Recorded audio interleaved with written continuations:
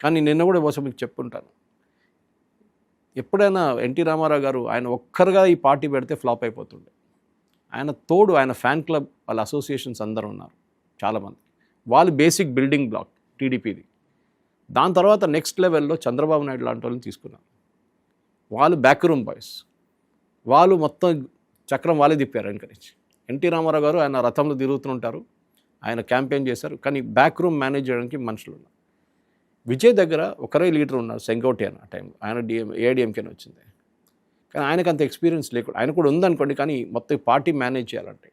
ఇప్పుడు నిన్న రాత్రి న్యూస్ ఏమొచ్చిందంటే Prashant Kishor was behind it అంటే. ఆయన ఉన్నారంట, not IPAC, Prashant Kishor, only Prashant Kishor. He was advising everything. He was video కూడా నిన్న వైరల్ అయింది ఆయన మాట్లాడింది, సిఎస్కేకి ధోని లాగా మేనేజ్ చేశారంట కంప్లీట్గా back. So I'm not surprised.